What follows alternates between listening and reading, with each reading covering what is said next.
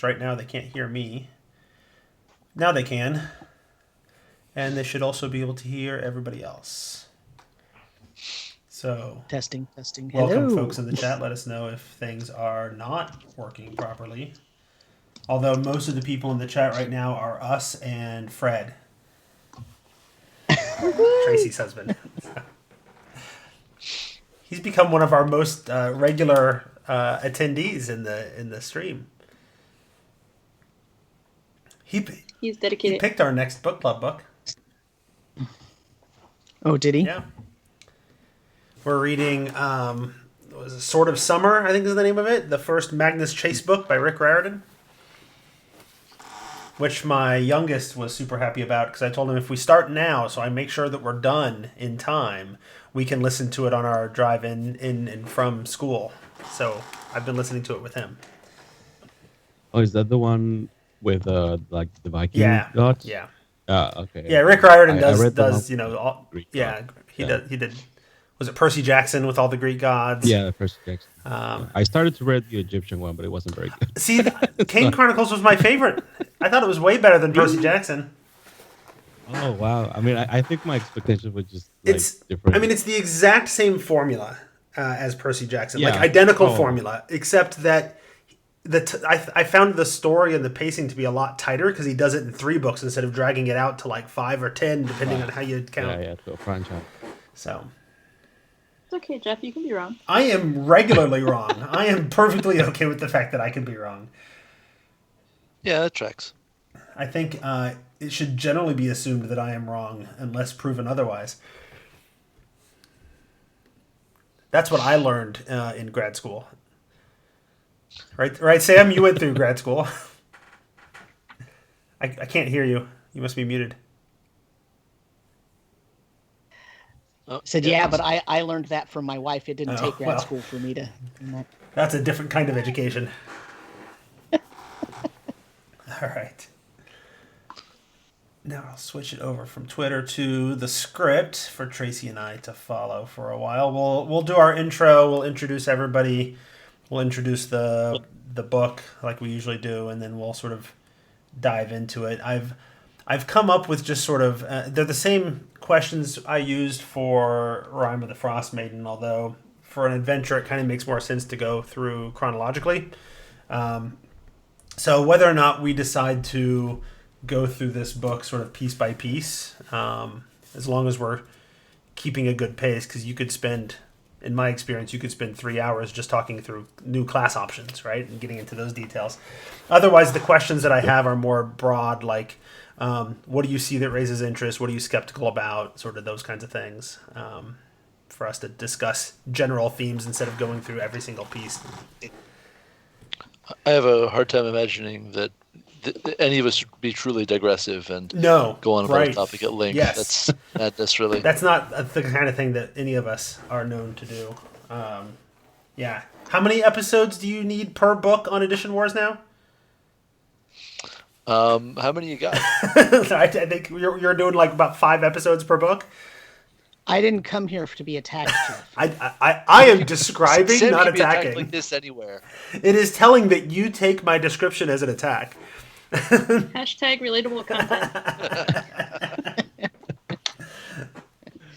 All right, should we go ahead and should we go ahead and get going then? Do I even have my recording software open? I don't. Okay, well, so we can chit chat for a second while my recording software launches. So should I get the crackers out? Well, I think because we don't have Mike with us tonight, that somebody needs to be eating like ice cream or pudding or something. It's that clinking of the spoon in the dish that I'm used to hearing. Yeah, there you go. Okay, now I'm ready. Now I'm ready to record. It's a very Pavlovian reaction. All right. I'm waiting for someone to run the spoon around the edge of the cup. And I'm mind controlled. That'll be great. All right, shall we do this thing? Let's do it. Sure. I am recording. Not that I couldn't just pull the audio from the video, but this is easier. All right, so I get to start.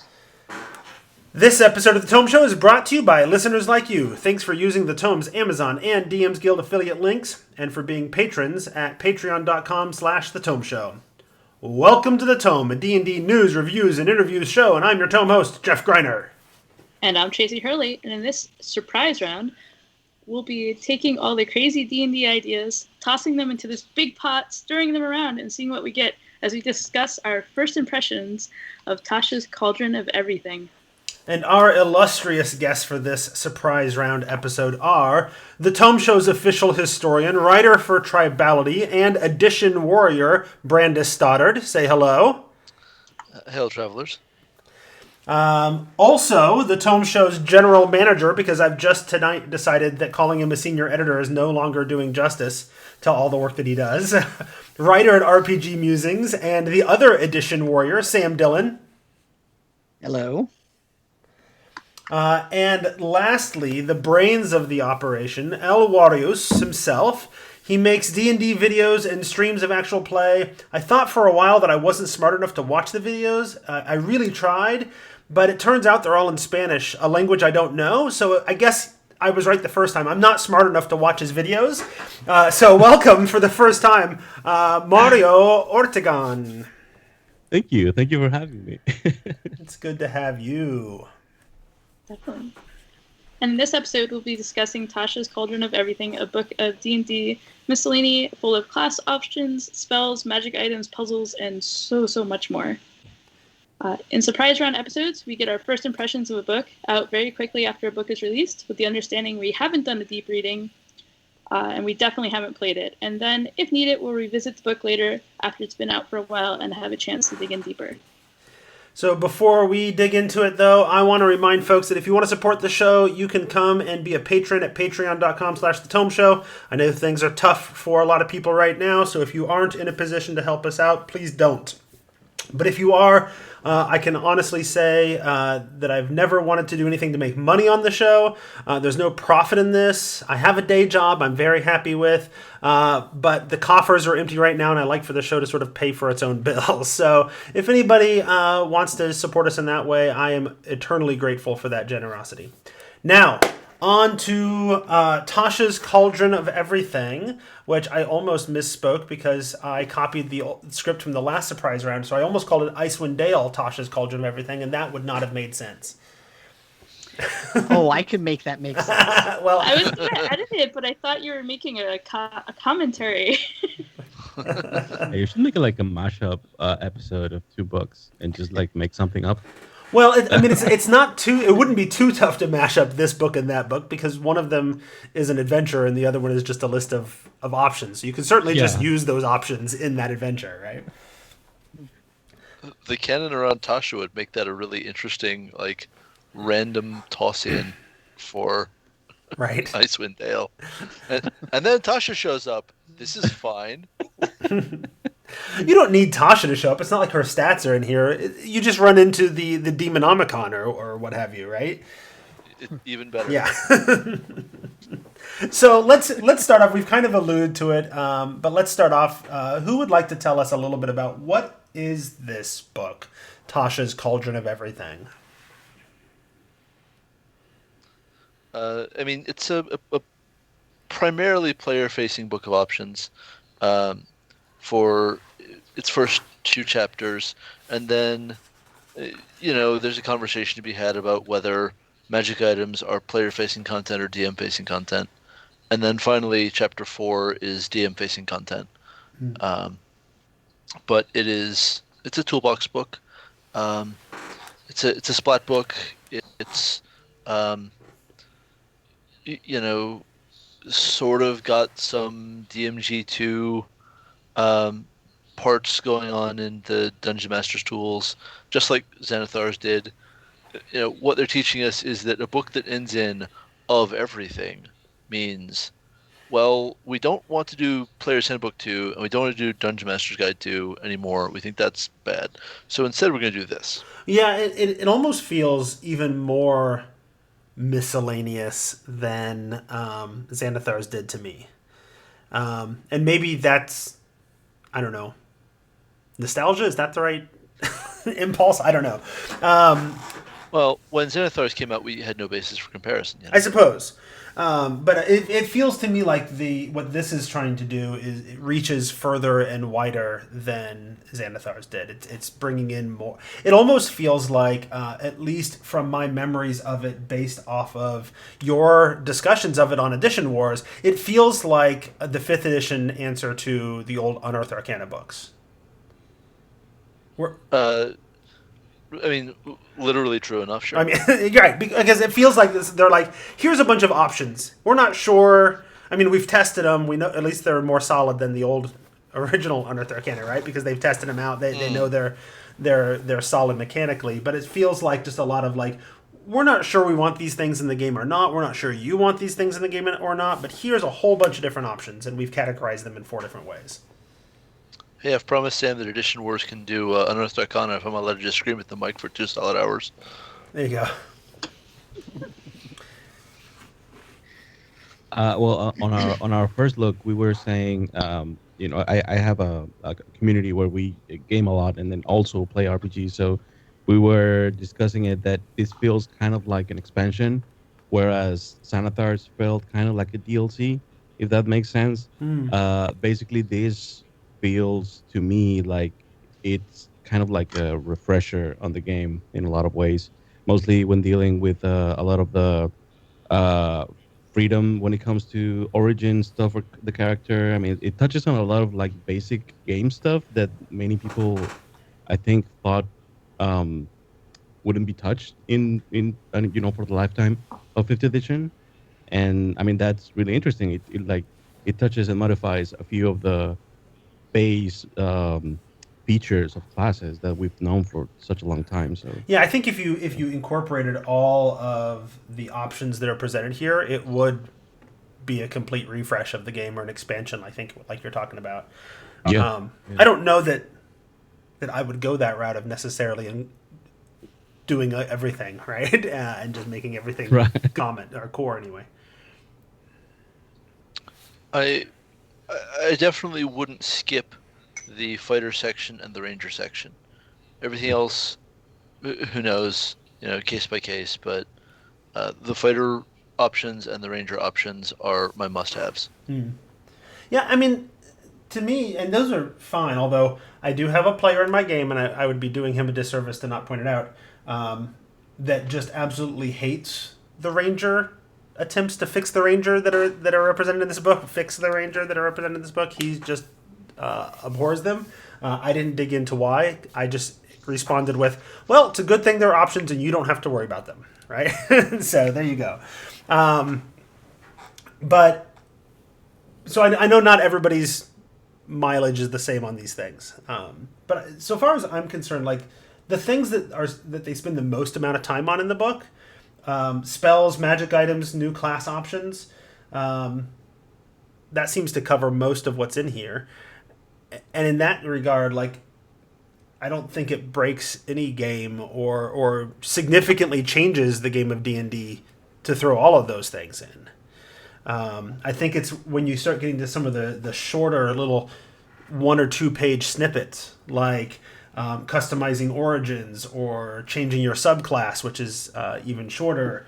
It's stuff like that starts to have a more dramatic impact on how the game plays, I think.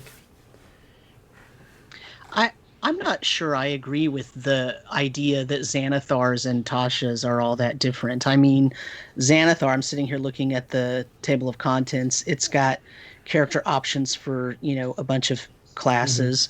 Tasha's has character options for a bunch of classes. It's got a section called Dungeon Master's Tools, which talks about, in some cases how to adjudicate things. It expands on the tool rules and how to use tools and proficiencies together, and then it talks about traps. Well, Tasha's has different ideas about how to use magic and how to have group patrons, and it talks about puzzles. Right. No, those things map pretty close, I think. I think you're right there. Yeah, they map pretty close. I think this is just another, expansion of the book, of the game. I think that everything in Xanathar's is optional, everything in Tasha's is Right. optional. You know, And when I say optional, what I mean is you don't need either one of these books to run the game. the thing where I feel like Tasha's is reaching into different areas is on those little snippets. I don't remember, and maybe I'm not remembering correctly, but I don't remember Xanathar's having those little things like completely reimagining how race is done in the game. Well, no, but the game wasn't under a steady stream of internet criticism at the time. Like they're responding to the fan base here, like plain and simple, right? And like, maybe it isn't the deep overhaul of everything about concept of character origin that it could be, but they need something that they can do in a single book, and it not be the whole book, right? Like this book is very much a response to everything that's happened since Xanathar's came out. It's not designed in a vacuum. Nope, I agree with all of that. Yeah, not only that. I mean, that definitely has a big impact in the way that creating characters works. But like just going into base class features and then like either adding something or changing the way something works. I think that is the way that, I mean, that is the thing that to me feels like, okay, we are sort of like rehauling like the core of the game. I mean, like you said, if you choose to apply it, right? But I mean, to me, it felt those kinds of things previously felt like untouchable because they were the base of the game, right? It was the sort of thing that they would previously do on like a point 0.5 version. If you go back to the third edition days. I mean, that's what's interesting to me, that they're basically just like going all the way to the roots and then like moving stuff around. That is a good point, because Xanathar's gave us a lot of new like subclasses, a lot of new builds for different classes, whereas this book does that, but then also I think it does what, like usually two-ish new builds per class, plus the artificer class with 4 different artificer subclasses. But then it also goes through all of the core classes and gives new options on class features. And in some cases, it feels like, some of them are written in such a way that it replaces existing player's handbook class features. You can choose to replace this one with that one. Some of them, it seems like it just sort of lays on top. And it just adds new features to the class without taking anything away. All of these things speak to the robustness of the player's handbook and the way that the game is structured, because these small changes are very easy to implement, but could lead to very large changes later on, and very large changes in how a person conceives of their character, and also just provides a lot more options, but still keeping that very sort of baseline simplistic way, maybe simplistic is the wrong word, simple way to create a character. It uses the same language that we always have used for 5th edition. It uses the same basic types of structures that we always use, but it expands those options a great deal, and it does it without breaking the game. And I think that's why this feels different from Xanathar's. Xanathar's didn't change anything, it just added some things. Whereas this book feels like it changes some things, or at least changes the way that we can approach it, but within still that same 5th edition framework. And I don't think there's anything wrong with it. I think that's a good point. There are also things here that are functional errata for the content of the past few years, right? And like 5th edition came out in 2014. It's not 2014 anymore.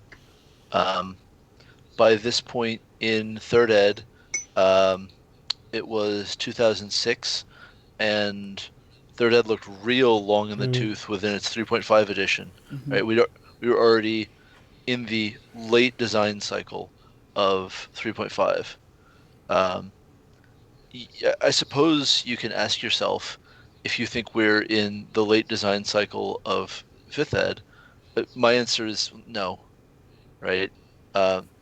there's a level of like how much are they having to reach for weird ideas just to have something to say that you know they have not yet begun to weird. Yeah, There's a lot more weird before I feel like we're getting to the true late design cycle. yeah. Although This is no Tome of Nine Swords.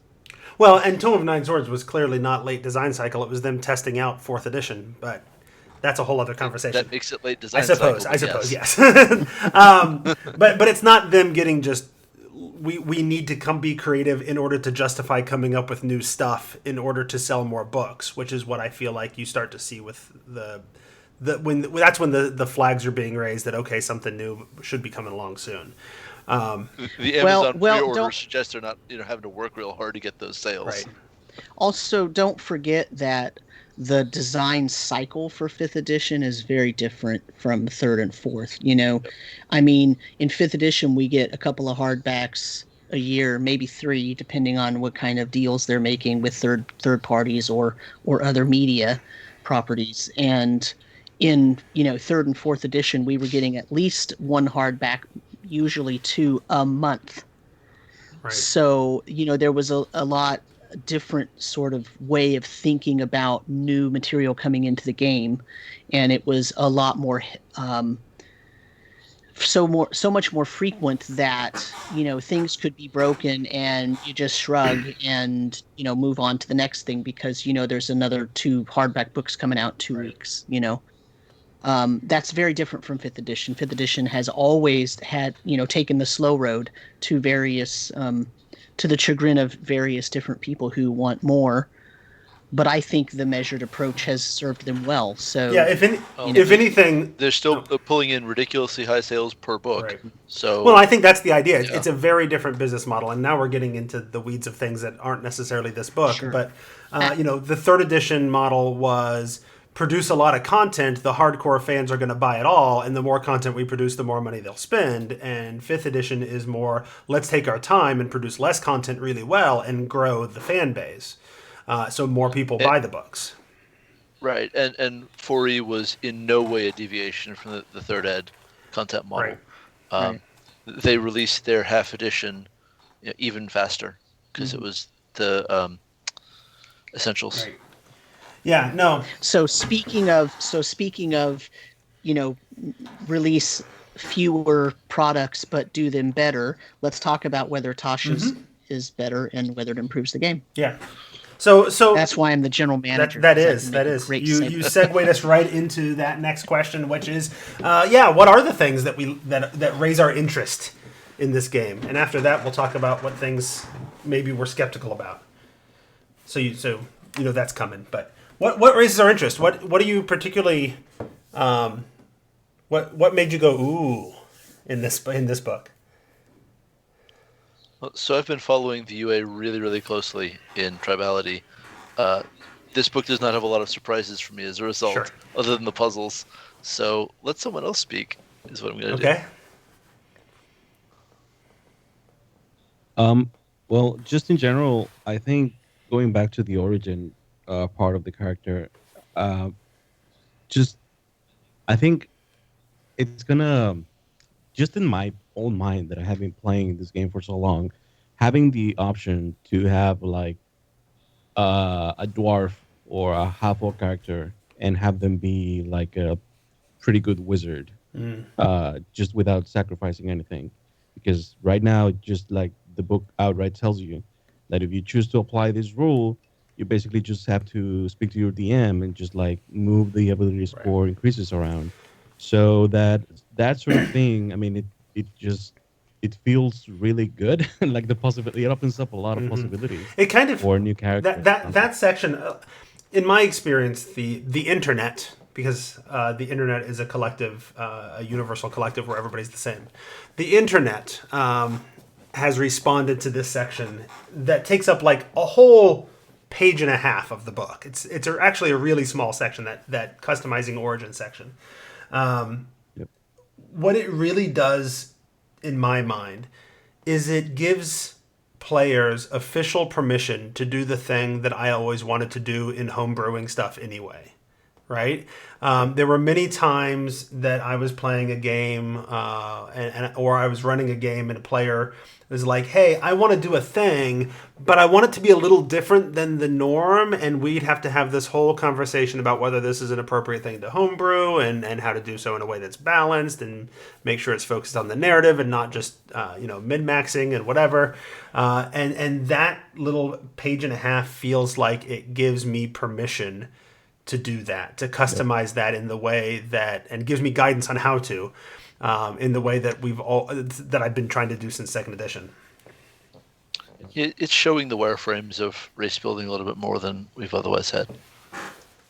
Yeah, and one of the things that, I mean, it basically boils down to talk to your DM, and it sounds like, yeah, I mean, duh, right? That's the thing we've been doing for so long. But it also gives a little But, like, more I guidance think than that. it's- It tells you exactly Yeah, what yeah, of course. what parts Yeah. to customize and which ones not to. So, Brandis, move your Yeah, camera yeah, down so we can see you. Oh, sorry. I'm super oversimplifying Yeah. it, but like just it's the kind of thing that like you said, like we've already been doing for so long.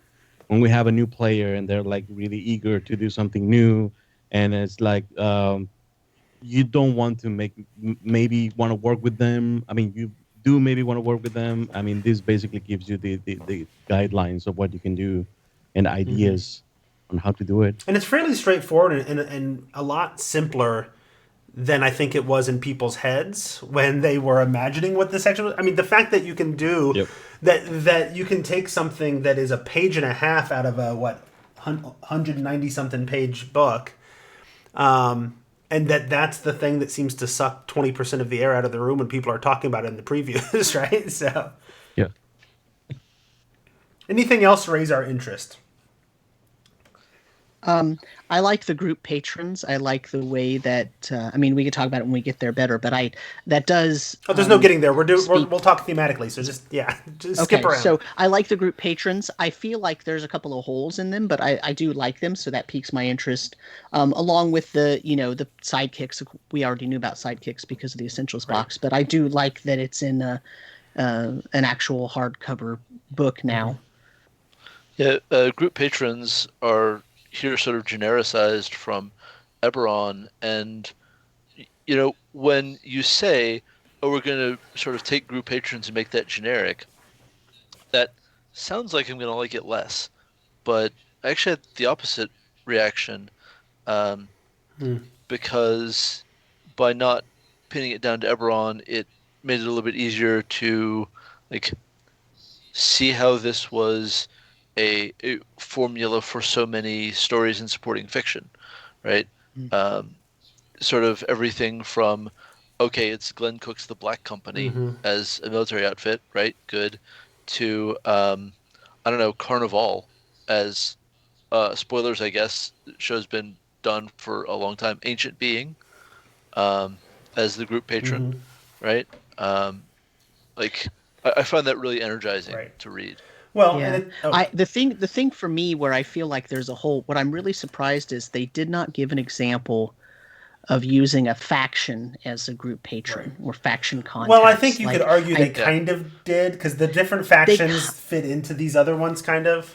Yeah, right. Well, and that's where I was going was, but you could also the Lord's Alliance, probably there's going to be an aristocrat in there, right? Right. Things like that. But I really wish they would have given an actual example. Sure. Yeah, I mean they've been focused on these factions since the launch of the core I mean, books. So. Well, sort of, but they've kind of let it fall off the wagon. Well, that's what I'm saying. Right? They could have brought focus back to it. Here, I think you're right. Sure. Yeah. Yeah, I mean, Criminal Syndicate, the Zentarim were the first two on the list, just sort of rolled together. Fine. Yeah, yeah, sure. While also being a military outfit, so you can kind of interpret them through whatever lens you want. And that was one of the things that sort of struck me, right? A lot of the things in fiction are going to feel like a multi-class of these. Yeah. And so it's just going to be a matter of picking your lens. And I can tell you that like a lot of the options here are like new class options are going to be available in my games. The spells, the magic items, these are all things that are going to be in my game, but they're not going to change the way I run my game. They're not going to change my campaign. Well, let me I tell you definitely why. plan on using group patrons, and I think the session 0 section gives me permission in a group that wants to stick to the books, permission to do a session 0 in a way that I want to. That will, I think, impact my next campaign. So, Sam, you want to say something? Right. So I just want to say, let me tell you why I like the group patrons so much. Because the group patrons, that's just a fancy name for a group background. Because when you look at the features that are listed in this section, these are the same kinds of features. These benefits that come with this group patron are the same kinds of benefits and features that you get with a person's regular background. For example, the background of the acolyte in the PHB says something along the lines of, if you go to a town and it has a temple of your Right. deity, you can always get healing at that temple or get whatever, have free room board, all that stuff. And that's for one PC. These group patrons apply to the whole group. And so it's a nice way to provide a story based, because a lot of the benefits are not mechanical benefits, strictly Right. speaking. It's not, oh, you get a +1 when you attempt this thing. It's not like a feat. It's actually here, because you work for this aristocrat, you have papers that document you work for that aristocrat. And when you're in any lands that are governed by that kingdom or whatever, you have a certain amount of authority, right? And that's not something that is mechanical. That's something the DM can use to role play. That's the part I like about And it. I think Right. And the characters, I mean, the players can use it to role play too, but right. specifically the DM can lean on those types of things. And Brandis mentioned that this kind of is a genericized version of what we saw in Eberron, and I would argue that we've even seen similar sort of things building to this in Theros and Dragon Heist. We've seen this concept, even going back into factions. If we want to go all the way back, we can connect those dots, which is why I'm a little bit surprised, because there's also been dots being connected in this direction towards like building in group or personal like secrets, right, between like Descent into Avernus and Rime of the Frost Maiden, and they've been playing with this idea of building in secrets, player secrets, group secrets, these kinds of things. So I guess now that we're talking, I didn't think about it before, but now that we're talking about it, in the same way, I'm kind of surprised that they didn't throw a little genericized, here's how to build in these kind of things on your own campaigns for secrets. Yeah, that's a really good point. I do think that sort of we're moving toward, if you want to play with the options on, like, session 0 is not optional. You need that just Well, as your cordoned off time to deliver the explanation of what you're even doing, and like spark the conversation that needs to I happen. mean, I think you can have that to conversation without do having that. an official session 0, but I want to try having an official session 0. Like usually I have those conversations between sessions on Discord, through email, whatever, and my players are all eager and they want to go build characters, so that I can't make them stop and wait until session 0 to do so. Yeah, I mean, that raises the question to me that I know zero things about what like tabletop gaming culture is like in Mexico. Right. Mario, do you guys tend to use session 0s and that kind of like not exactly new gaming technology? Well, it depends. I mean, normally when we, um, so gaming here is really, I don't know if the word sparse is right, Okay. but like you basically have to really look for it. It's not the kind of thing that you would just like, that just sort of crosses your way. You pretty much have to go out of your way to look for places and either go to conventions or go to stores, very specific stores that I'm not even sure if they're actually open still after the pandemic. I actually haven't checked on them, but so that's the kind of thing that it's like the groups are so sparse and sometimes so far apart that I don't really feel like if I'm speaking in a way, I don't really feel like I'm representing like the culture in general, because like Sure. yeah, we are playing like so far away from each other. But like in the groups that I've experienced, um, normally we do, mostly because so the way that I started playing, I was uh, I was taught by a player who basically was really into like Vampire the Masquerade and all of those like Mm-hmm. LARPy drama 90s games.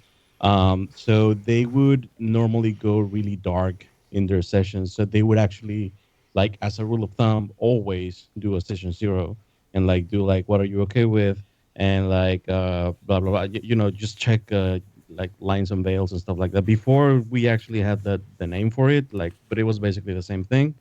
Um, so I sort of carried that with me since I started playing, and in the groups that I've been a part of, normally we do. Um, and normally I play with people who are really into character building and relationship building, and like we rarely start a session without having everyone like know each other, like character wise, having bonds and stuff like that. But I know that's not like, I mean, that's not like a representative. I don't think that's representative of like the gaming community at large. That's fair. But yeah, I'm yeah, yeah. not trying to put you on the hook to speak for Mexico. Yeah. just It's a just big Mario's country. experience, Right, right. Yeah, yeah, yeah. And that's an interest that I think, Brandis, you've pointed this out before, that there are regionalisms in how people play the game, and it's always interesting to hear like what's commonplace for you in the game may not be commonplace in other places, depending on well, those things. like I come from this very tight knit gaming community that is bound together by LARPing, Right. right? But by campaign length buffer LARPing. So like, if I need players, I have a pool of like 150 people to go recruit from.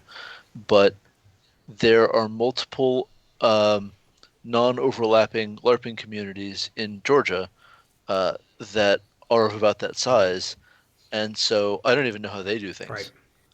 And they live in Atlanta. Yeah. They might live up the street from Right. me. I just haven't met them. Right.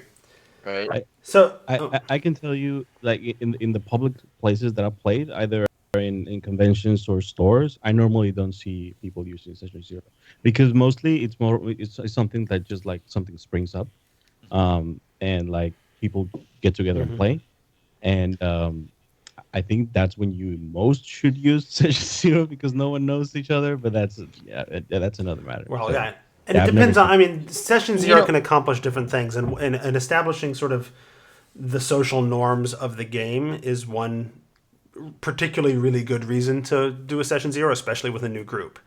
You Yep. know, to my mind, there's also an element of let's build the characters and decide what are the themes, what's the story going to be about to help make the campaign as good as possible. Like that's where I want to get a lot out of my session zero for my next campaign, because I'll be playing with the same group that I've been playing with for at that point probably 2 or 3 years. I kind of know where the lines and veils are for them pretty well. So. Yep. So for me, so there's two things I want to say. The first one is that this conversation that we're having just highlights the reasons why I'm glad that this Yes. section is in the book. Secondly, like I'm playing Rime of the Frost Maiden with a group that I've played with every single person in the group before in various different. One of them has been a player in one of my games. I've been a player in one of the other games. There are players I've been co-players with in other games and all that. And so I could say, well, I think I know their lines and veils. But when I set out to run Rime of the Frost Maiden, because it has some it has some very sort of dark themes to it. Depending on how you run it, you can choose to have dark themes. So I gave them I basically gave them the safety form, and had them fill it out. And basically that it asks, what absolutely is a line for you that you don't want to talk about, right? Like, and it lists, I can't remember. It's on Drive Through RPG. Is that the one? I'll throw a Was link it in the Green show Ronin notes. that published that? Is that the one? Or Monty I Cook don't remember. Games, maybe? It's Yeah, the yeah. Monty Cook Games one, yeah. And so I think it was Shauna Germain and oh, his name flew out of my head. Anyway, Reynolds, is it Sean Sean Reynolds. Reynolds? Sean K. Reynolds? Maybe. I don't know. Anyway, here's the thing though. Here's my point with this. there's two things. We really need that because yeah, consent in gaming is the name of it. So you really need that for certain campaigns, even if you've already been playing with a group of people for a very long time. But secondly, in this particular book, it only spends like a page and a half on it. And it doesn't really give real tools on how to accomplish this. So on one hand, a part of me is like, wow, I'm really, really happy they put this in here because they're talking about things that lots of gamers have known for a long time that this could be an issue. And, I could conjecture that the player base for D&D right now in 2020 is much broader and much more diverse than it has ever been in the history of the game. I may or may not be correct about that. I have no idea. But because of that, especially because of that, this is perfect to have this kind of conversation in the game. Just like it's perfect to have the options of the sort of racial attributes and all that sort of thing. That adds to the richness of the game, and it only serves to bring more people in. But I gotta say, this section's still kind of shallow for me. It still doesn't provide really concrete things to help a DM do this. It's just sort of like, well, here's some things to think about. Boom, you're done. And they've been. I mean, they kind of handled it similarly in Rime of the Frostmaiden, and it was nice to see an acknowledgement of the discussions that need to happen to make the campaign be successful for everybody. But it's also like you're not wrong. Like that's great to acknowledge that, but at some point we need more than just acknowledgement. We need some tools to help make that happen. And this feels like the kind of book where you could have put those tools, right? Yeah.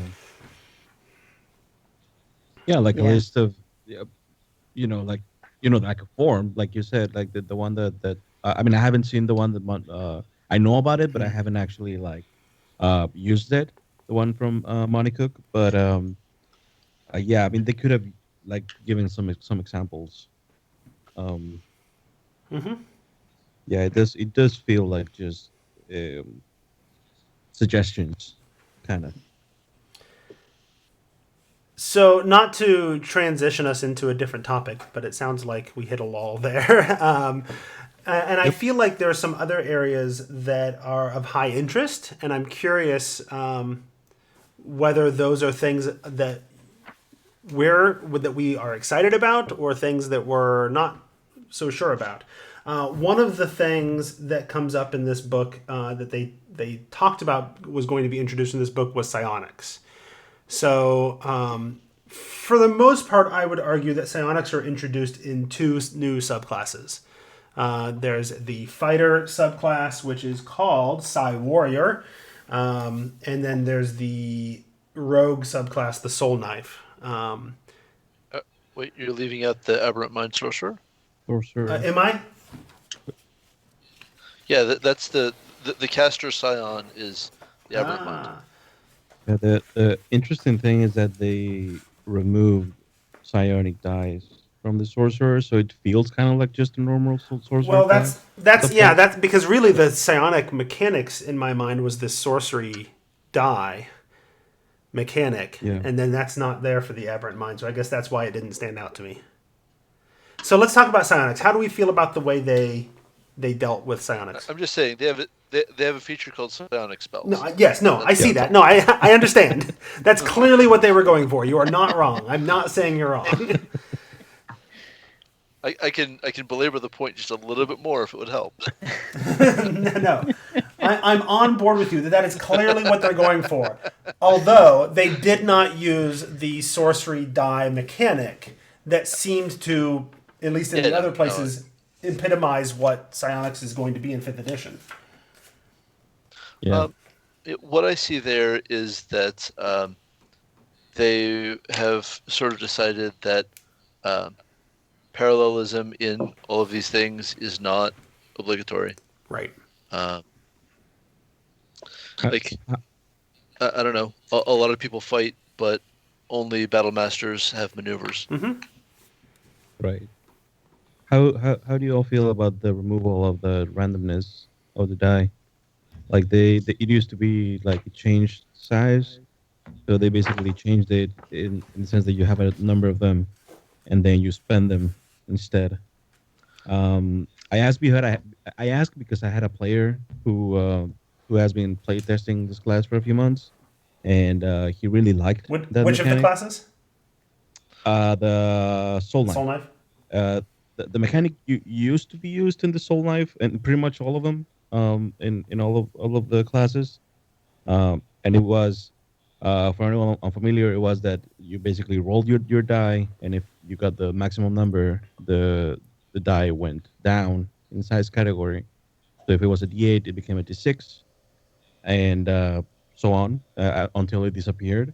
And then if you got the lowest number, it would increase until it got the highest possible number for your class, for your level at that level. So for this book, they did away with that and basically changed it in that you have a number of dice that you spend to fuel your features, and there's no longer any randomness. Well, and it feels more consistent with what they've done in other classes, which I guess is I mean that can be good or bad, right? It's consistent, so it's a little bit easier to sort of grok, to understand, to follow along and use, because we're familiar with this concept already. At the same time, it doesn't feel as unique, right? And maybe psionics should feel unique. So Yeah, that was That was my I liked the die change. I thought it was an interesting mechanic. I thought that maybe the way it was presented was described in a way that made it seem more complicated than it actually was in play, because I feel like in play there was only one player doing it, and it wasn't all that complex. Like it just kind of, once you sort of learned it, it made sense and it felt really interesting. Whereas when you change it the way that they've changed it, yeah, okay, it sort of feels more like the other characters and things kind of make sense in the overall umbrella of fifth edition. But now it's just kind of okay, it's not as adventurous as in a design space. right? Well, Because one I'm one of those people that wanted psionics to be a little bit different, right? Like, I know there was a whole conversation when the UA first came out about, what do you do to make is psionics just magic of a different source, right? And so do we make it so that it matches the way that magics have worked in the game in the past, and maybe just do one little tiny tweak to make it slightly different, or rely on narrative power to make it slightly different, or do you actually make it mechanically different? And I prefer the mechanical differences, right? yeah, I'm not privy to the feedback surveys by any stretch of the imagination, but I can read Twitter and Facebook What? for sure, and Twitter fell over into a trash fire every time they released a new Mystic or Scion UA. Yeah.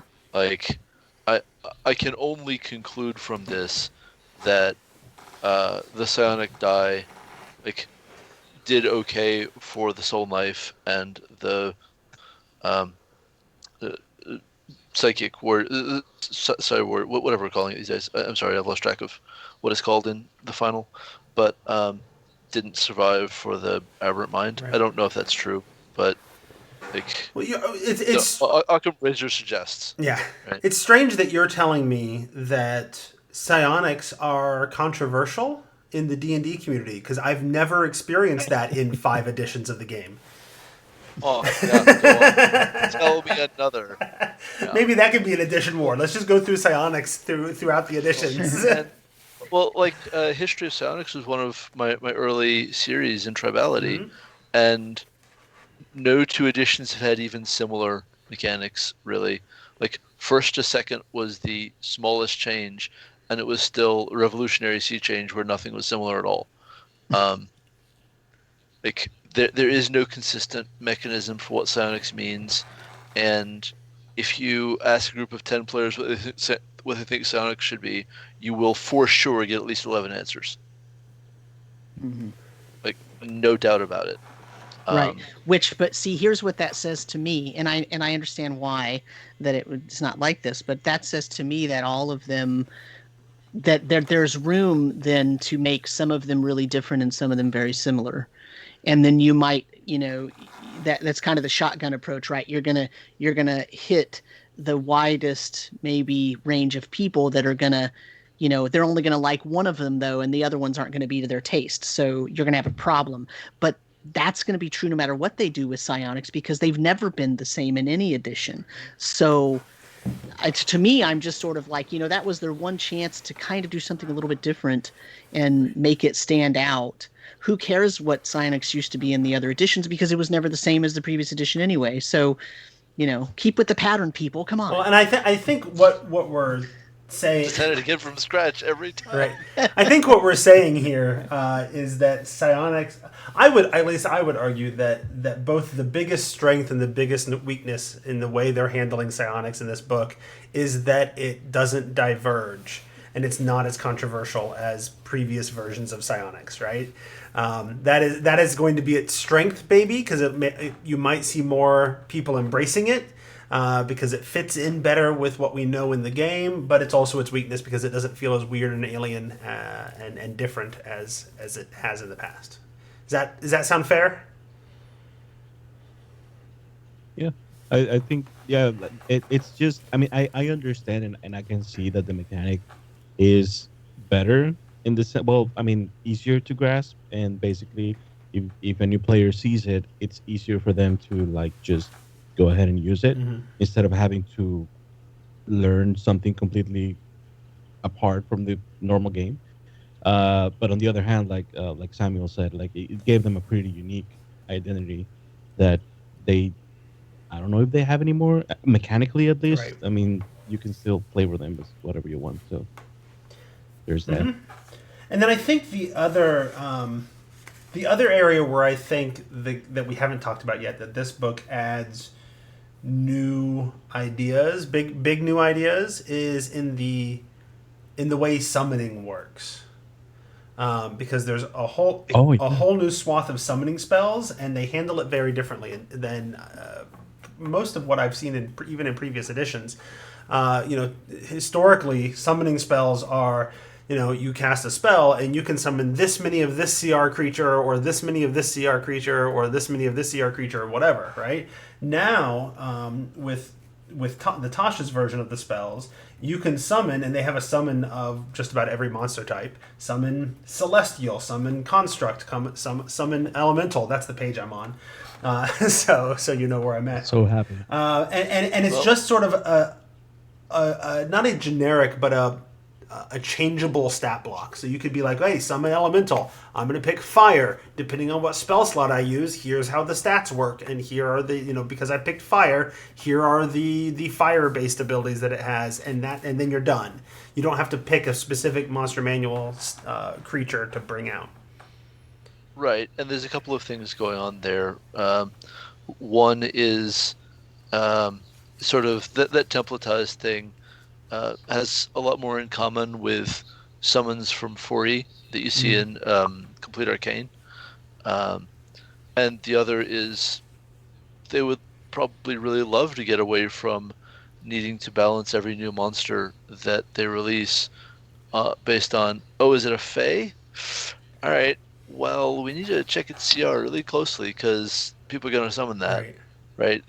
Like, every new monster book doesn't need to be a power-up for every summon spell. Yeah, no. Well, conjure spell. And I've run into even recently in my own game, my druid recently figured out that he can summon like 8 pixies, and each one of them can polymorph. I'm so sorry. Right?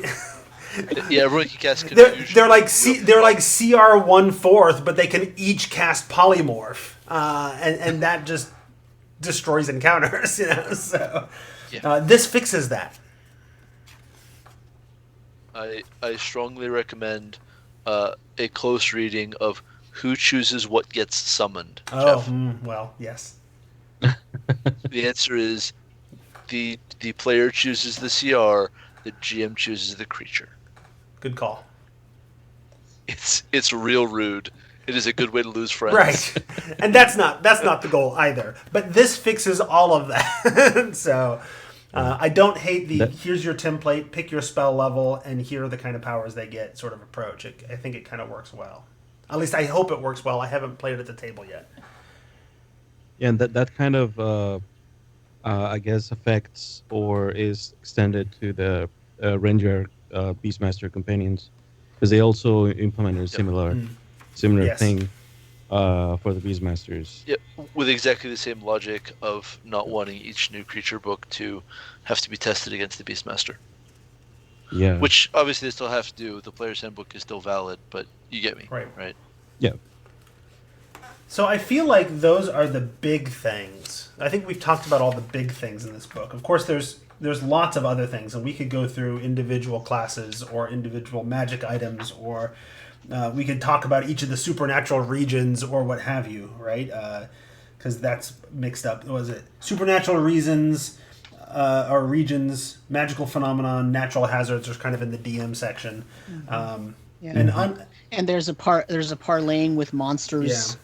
Little set of tables with a paragraph of text to go with it, which I feel like they could have greatly expanded and made that that's the sort of thing, the parlaying with monsters and the environmental hazards, that sort of stuff really goes along with the other product that released today, which is the wilderness kit or whatever they're calling it, right? Like they could have integrated that a great deal and said, here's how you could use this during the game. This isn't really meant to be sort of during combat, really, right? And so you could use that, and the same with the environmental hazards. Well, how does a PC know that there might be some of these hazards there based on where they're going? I'll tell you what, I'm going to use the heck out of these when my players end up plane hopping in my next D&D brief session, right? Like this is exactly the type of thing to use, right? So these are great. I love these. Sam, did you also did you also get that DM screen, the wilderness kit? I did. Yeah. Yes. And I imagine Brandis and Mario did, because I think you both got review sets from Wizards. Yep. Tracy didn't, because she always gets my second book. They send me the stuff, and I send her the special edition cover. So I still have the screen. I always purchase my own. I never get a freebie, and I'm totally okay with that. The other thing that, but I just didn't want you to pass by that stuff as if it's like to me those are really awesome. That's really awesome DM tools, right? So what I'm getting is you're only a 3-star general manager. I mean. And Jeff and Tracy are the actual Pentagon. I would argue that he's the one of the three of us with greater ethics, because he's not being swayed with freebies like we are. I get fewer freebies. You get much fewer freebies than I do. Yes, that's absolutely. I am the least ethical of the bunch. I will own that. I just to be clear, I'm not sure that it's an ethics violation for me to get something free, but whatever. No, and I try to be upfront about it so people know what they're getting into. Although we didn't do that this time around. Yeah. But the other as a super quick note, like this is our first new batch of general access feats as opposed to like race feats in Xanathars. Like they've been so reluctant to release new feats that this is the first general access feats we've seen since the player's handbook, which is kind of mind-blowing if you've played 3rd or 4th. And in fact I think it's it highlights the different reliance of the structure of the entire game on feats in 3rd and 4th compared to 5th. I mean, ultimately, I feel like feats are a lot less big of a deal in this edition, just because you have to sacrifice the ability score bump to take them. For sure. People know that even though feats are fun and interesting, that ability score bump is almost always going to be mechanically more advantageous. Yeah, I mean, there's an argument to be made in many directions with respect to that. So, but bounded accuracy is a hell of a drug, right? It is.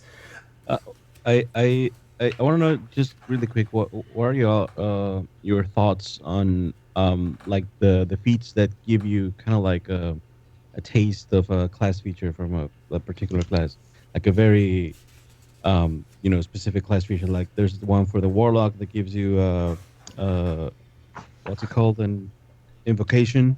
Yep. And there's one for the sorcerer Right. that gives you meta Metamagic magic. Adept, where you're not a sorcerer, but you can kind Yeah, of play with a little bit of meta magic. yeah. Because So I've been seeing some people, and I mean, it's not like in any way like everyone, but like I've been seeing some people making the argument that this kind of like devalues the identity of the sorcerer, for example, which uh, was some people already start struggling as a class. the sorcerer's if the sorcerer's identity is 2 points of meta magic, it has way worse problems than this feat. And the answer is the sorcerer has way worse problems than this feat. Yeah, I mean, you know what? I understand the argument, and that my answer is from the player's perspective. I love the fact that some of these let you kind of multi-class a teeny tiny bit without having to actually multi-class, and because multi-classing isn't always the best choice, right? Like because you're never going to get to level 20 with those, either one of those, right? You're never going to get your level 20 feature. You might not get your level 17 feature, right? So Yep. there's those things, right? Whereas the feat, okay, I can forego an ASI and get to do a tiny teeny toe dip into that class, and it gives me the one thing maybe that I want that might help me, right? Granted, this is a limited list, right? But it gives me the one thing that I would have dipped into that other class to get, and I don't have to dip into that other class. I can still stay my regular class. I like that. I mean, I understand the idea of it diminishing another class, but yeah, okay, niche protection, whatever. There's only 5 players at the Right. table. No, I mean, is everybody playing a sorcerer, and so you're trying to protect that niche? I mean, it's just that doesn't. Just in practice, it's not good. Okay, make your character stand out in another way, then. right. Right. I have a campaign with like about 18 active players. They still don't need niche protection that badly, for real. It's not.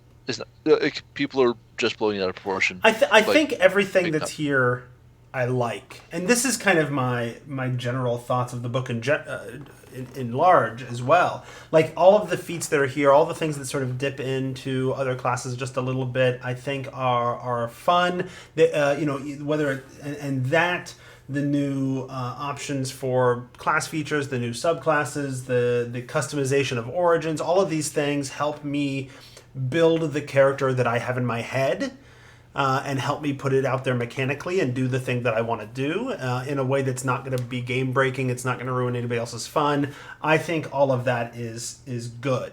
But it also leads to where at least if I'm these people that you're talking about, where my concern comes in, and my concern comes in that I had a similar impression with Xanathar's. Like it's adding more options. It's letting me build the character I want to build, but if they do this too often, we're gonna get that too many splat books, too many of everything books, right? We're going to end up with that creep in the game that eventually destroys editions. And Yeah, but we're on schedule to have the next of these books in 2023. right. I'm not super freaked. And I said the same thing when Xanathar's came out, that if this is the only time they do this, I'm fine. And now they've put out Tasha's, and I'm like, okay, there's nothing there that I'm too worried about. It's fine, right? But I can also see the long-term writing on the wall, and I want 5th edition to last for 20 years and whatever, right? And if they do this even every 3 years, that obviously can't happen. So yeah, once again, just like Xanathar's, I love everything that's here right now, at least first impressions. And I hope that they are able to keep a rein on doing this, right? Like, I love what you've done, but like, let's not go crazy. Just because it's popular, just because it goes well, doesn't mean do this every other year, doesn't mean do this every year. If I had my druthers, it would be every 5 years at most. Or just stop now. Like, we're good. I have all the options I need. So that's where I'm at. Well, part of what they're doing is when they put out a new adventure hardback, it invariably has some new kind of way to think about the rules of the setting, or how certain, with Avernus it was devils and contracts and war machines. With Frost Maiden, it's winter effects and environmental things and stuff like that. And with the Ghosts of Saltmarsh, it was ships and how you run. So every hardback. So I guess what I'm saying is, it's not only every 3 years where we get these little expansions, right? It's every time there's a new book. But the difference is that what's happening with the adventure books is it's meant to be a small encapsulated way to expand the rules for this adventure. Right. That is an approach I really like. Right. Whereas with Xanathar's and Tasha's, it's meant to be a rules module that sits on top of everything else, and therefore theoretically can apply to everything. But I'm not sure that distinction is really all that different, to be perfectly honest. It's a presentation difference, but ultimately in terms of rules, it's not really that different. I don't see the things that are in this book as trying to or accomplishing such a great expansion of rules that it's changing the way the game is, and they're going to have to go to a 6th edition. Like, I don't see it. I get what you're saying about, I want it to last 20 years or whatnot, but I think they've already set in place a structure for a release schedule that makes it so that it can last for quite a while. I mean, you look, it's already lasted longer than 4th edition. And it's on its way to being past 3 and 3.5. So,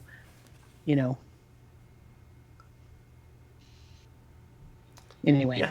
So I think let's take a moment to talk last thoughts, if that's okay, because we're at a good hour or so. But I think some folks still have a few things they want to say, notes they've taken, or things they want to bring up. And I know Tracy wants to talk about the story, and Tracy's by far talked the least, so I'm going to give her the floor first.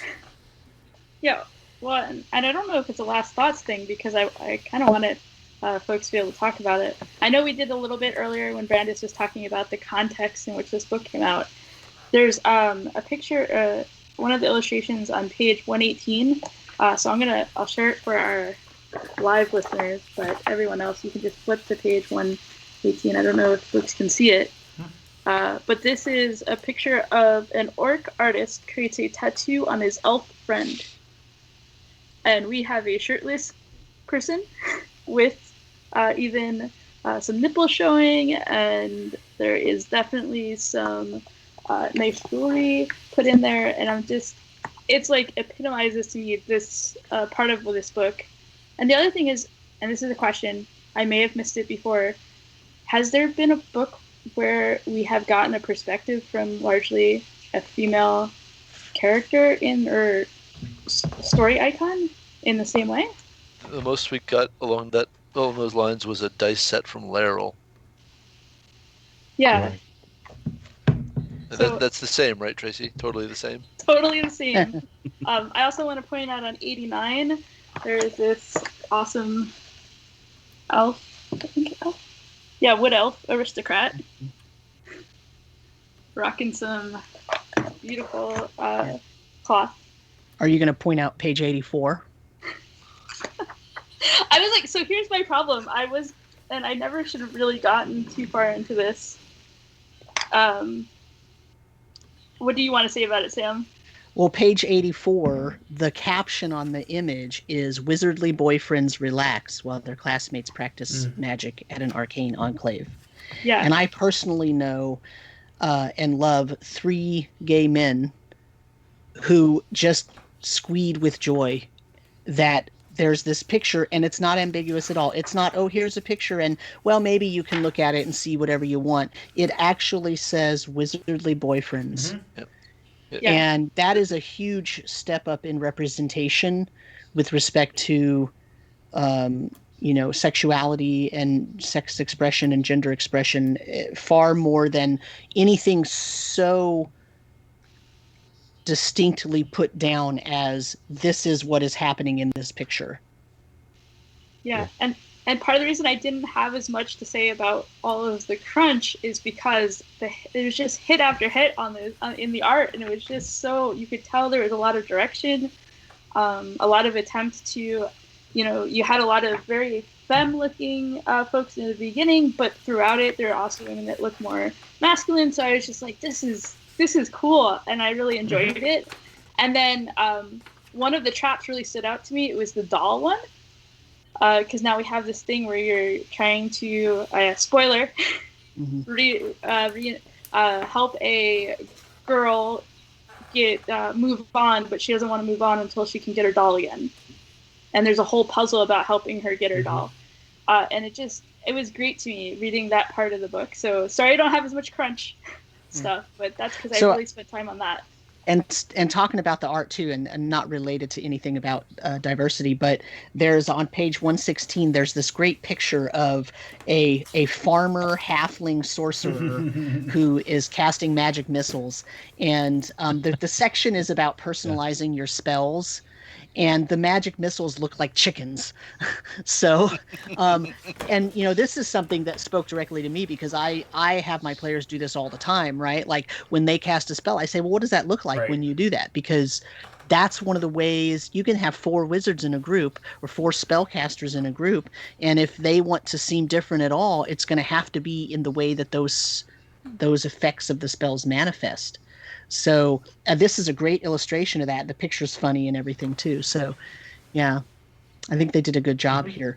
Jared Rasher in the chat pointed out to me that in the Mythic Odysseys of Theros, they also mention married kings and whatnot.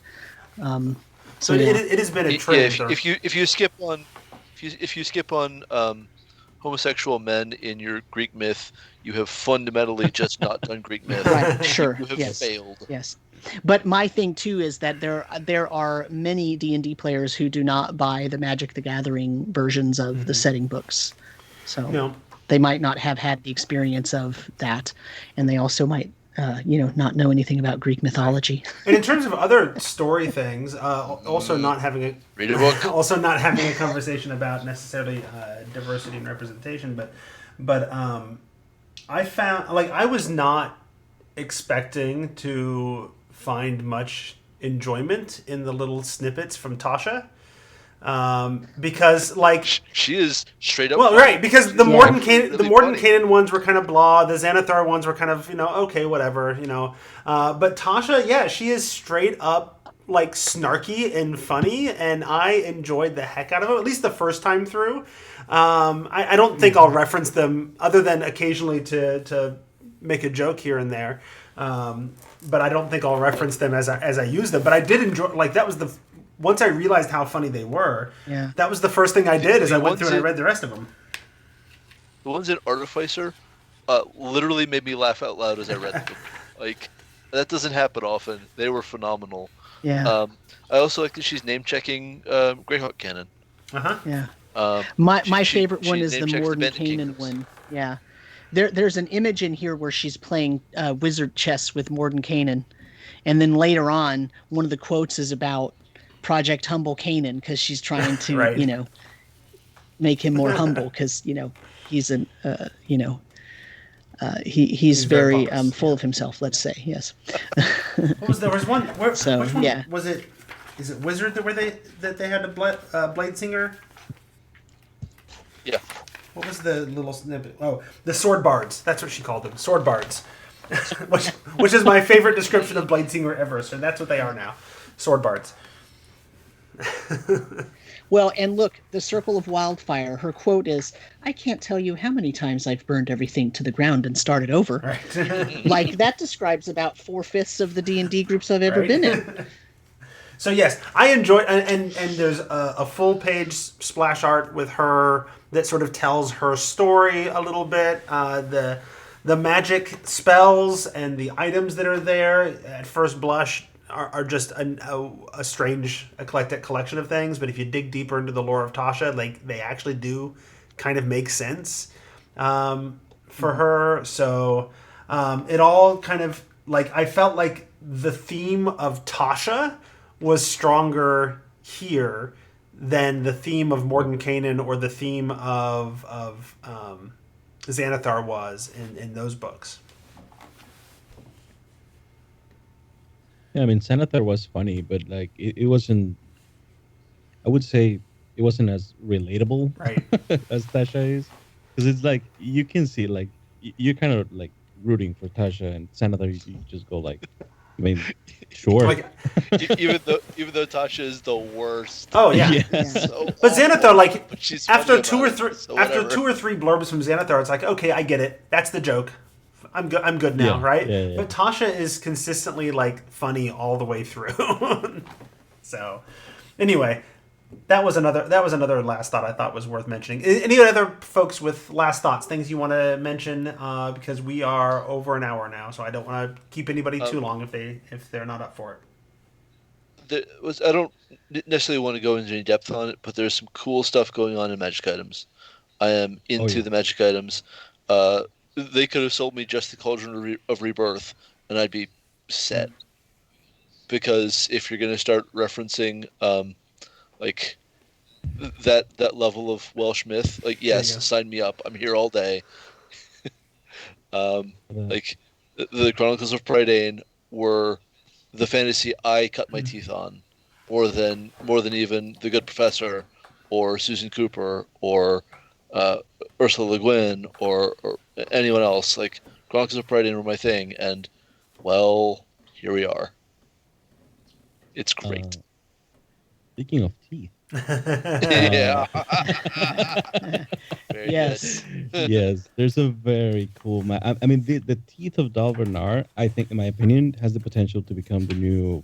I mean, this edition's version of like the thing. I just somehow can't remember the deck of many things. Yeah, the deck of many things. It's so original and it's so thematic, and it has so many options. It's on page what can I tell you the 135. funny thing about those? The funny thing about them is that Sam and I spotted those in the first Ed DMG last week, or 2 weeks ago, whatever. Really? Yeah. Wow. They go all the way back. I had no idea. It is a deep cut. Yeah. Yeah, we had a pretty extensive conversation about them because it was so like, wow, why didn't this show up in any other edition? And then ta-da! And then here it is.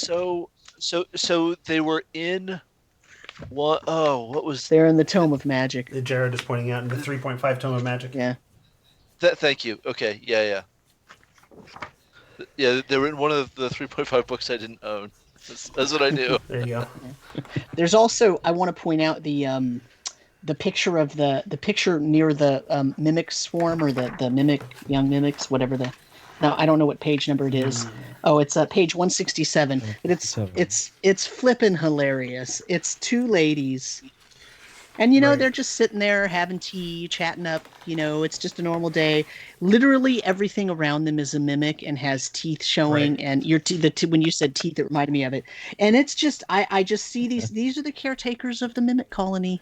The mimics aren't going to hurt them. And they're just, and it's just like the most hilarious thing in the world. I love it. The house is a mimic. Somebody posted this image on one of the Facebook groups I'm in to like 2 weeks ago, and I'm like, that is a really cute, clever image. It's like the old cat lady, except instead of cats, it's mimics, and everybody on the group was having a good time with it and whatever. And I mentioned it to my group and like, that's really cool. Can you find it? And I couldn't find it, and I didn't know where it was from and whatever. And then I get the book, and I'm like, oh, here it is. And I took a picture and sent it to my group because they were really into like, oh my gosh, that sounds awesome. Like the flower pots are mimic, like you said, everything. The teacup is a mimic, right? Everything is a mimic. And they're just sitting there enjoying hanging out with their mimics. Mm-hmm. I do like that there's another artifact deck of cards.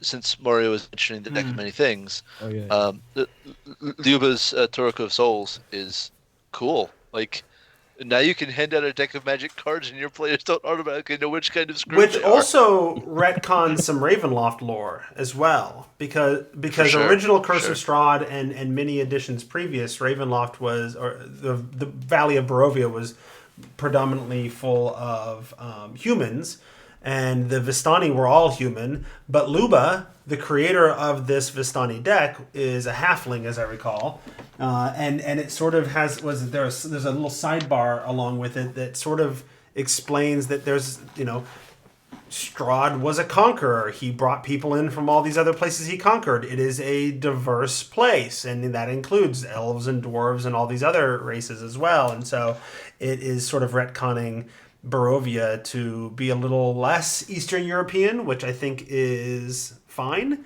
and be a little bit more D&D in the process of doing so. I'm just so happy to see anything Ravenloft in a non, Ravenloft book. Um, it feels good, and it feels like like you said, like it belongs in the larger multiverse instead of being like its own separate thing. Yeah, for sure.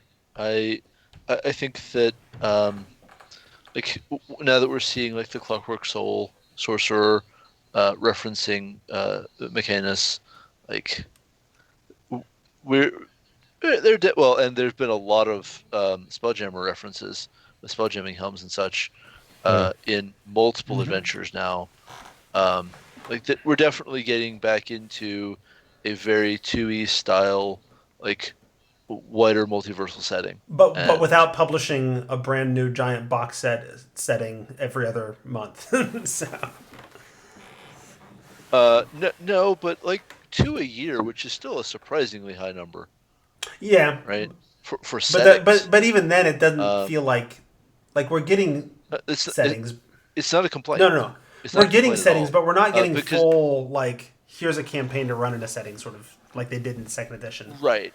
Well, they're stopping at one Right. book. That's really the shocker. So far. Considering all the conversation around how having multiple setting lines splintered their audience, I'd at least put some money on them sticking to this pretty hard. Well, yes. Might he get relaxed somewhere? Sure. I wouldn't be surprised if we saw, an occasional I wouldn't be surprised if we saw a Ravenloft follow-up, not just a reprint or a remake of Curse of Strahd, but like here's a new. As Jared points out, Azalin, who's a Ravenloft character, also shows up in this book. Nice. I could see an occasional setting 5 years later getting a follow-up book or something like that every now and then. But I don't think they're going to do like the second edition days. I think they learned their lesson from that, to not splinter everybody into their own little corner setting. Yep. Or destroy my wallet by forcing me to buy all of them. They're fine destroying your wallet. Oh, that's true. They are. And in fairness, they still send me review copies of most things, so it wouldn't be that wallet destroying for me. But... All right. Any other last thoughts? Or should we wrap it up? Oh, one thing I wanted to say, I don't know if it's something I missed or it's just an observation about the base class features that most of they're calling them optional class features, which aren't the ones that modify the base class features. And they're before each section of them, it says that you basically have to consult your DM to decide whether you gain a feature in this section or not. You don't gain these features automatically. I wish, and I don't know if it's in there and I just missed, but I wish they would give sort of a guideline on how to implement them instead of just like, here's this, use them if you want. Give some guidance to DMs on how to make that decision? Yeah. Because, I mean, to me, it feels like many of them feel like they just add stuff. It's not like, okay, replace this feature with this feature. It's just like, here's extra stuff.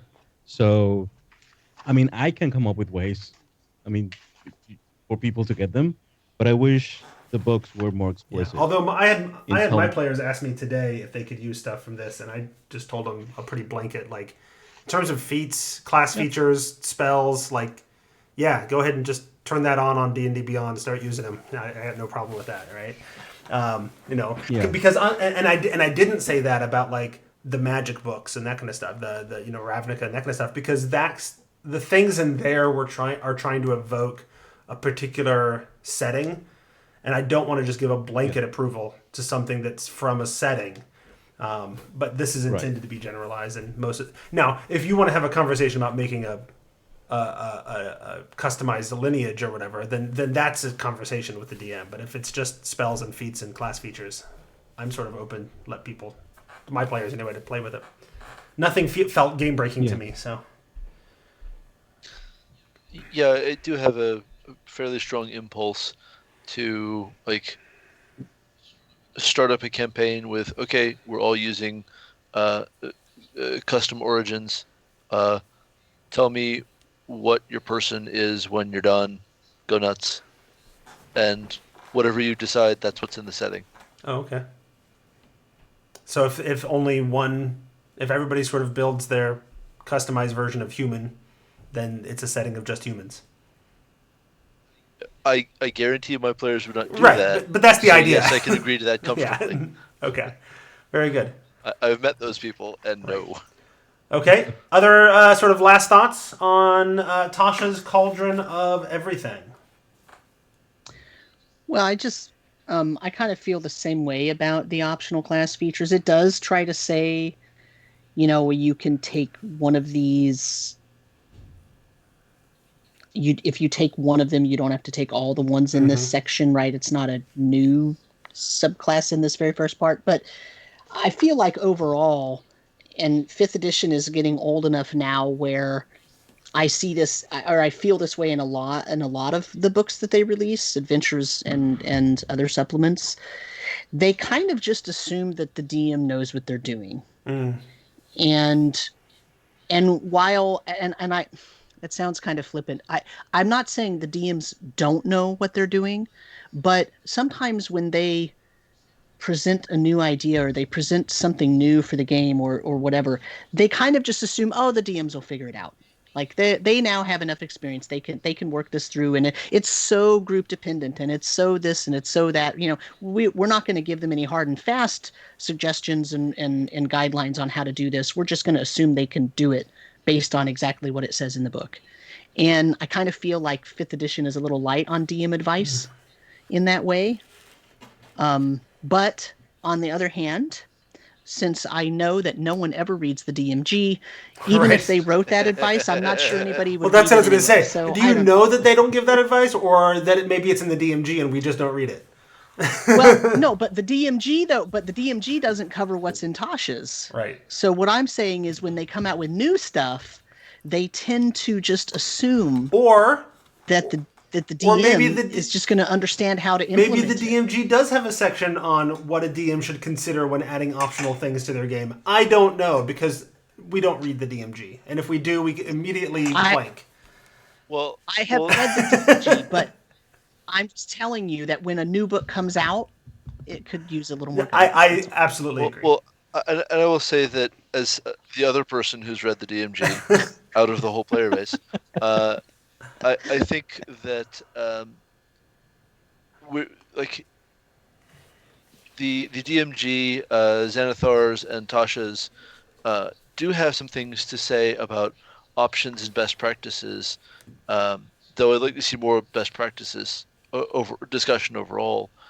It's just that the way that gets really brought into the culture of gaming is through published adventures, and not through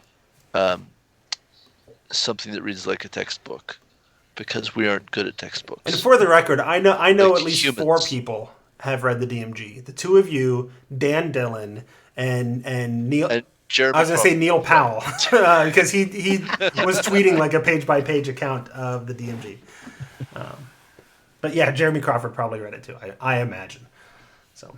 So I agree with Brandis that I think that gets telegraphed in Adventures more than anything. But then that just proves my point, because they don't do it in Adventures either. And especially they don't do it in Adventures because they're so packed full of information. Very little of it says, hey, here are some best practices on how to make this work. It sounds like you should be writing more articles on RPG Musings about how to do these things for DMs.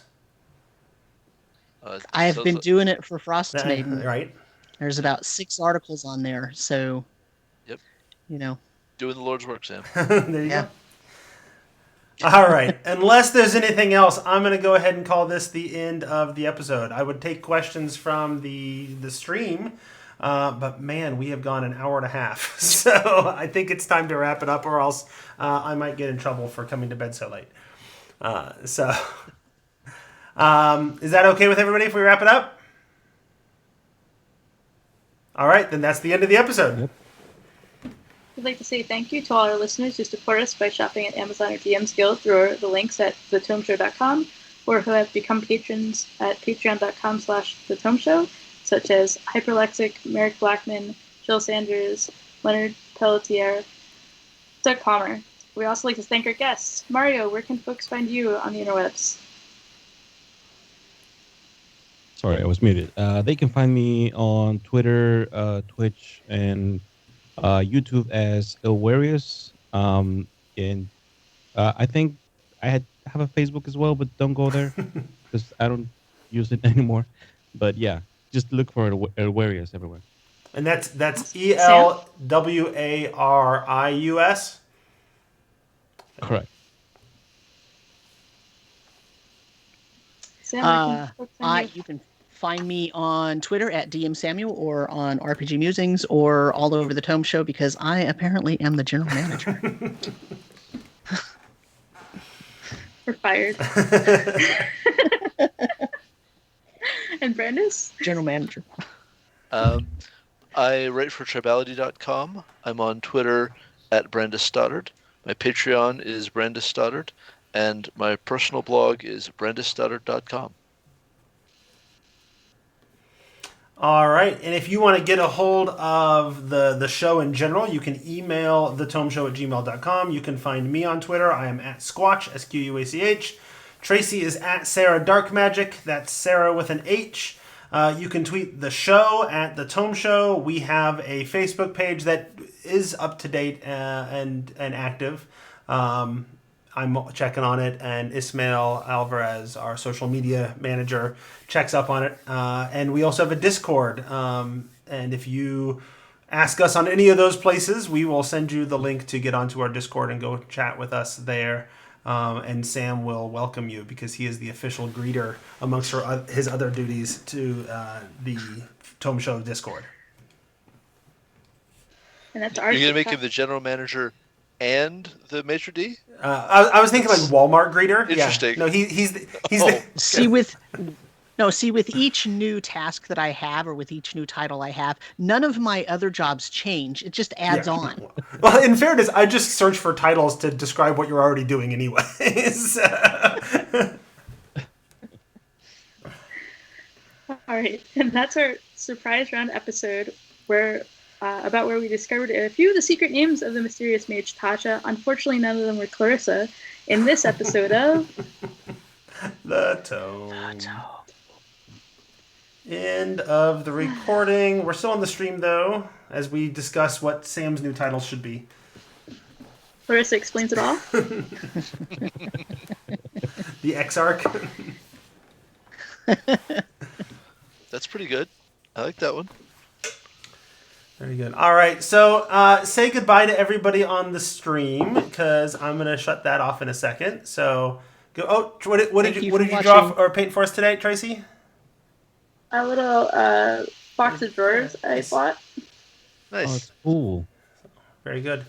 All right. Very nice. So goodbye, everybody. Have a good week. We might have an episode next week. I haven't talked to Sam or Tracy, who would be the people on that episode if we did one. And it's Thanksgiving week, so maybe we'll have a fit episode next week. Maybe we won't. We haven't talked about it. Before Thanksgiving. Right. If we did it, it would have to be on a Tuesday. On the Tuesday, I imagine. So I'll talk to you, the two of you, about that later. And have a good one. Bye bye.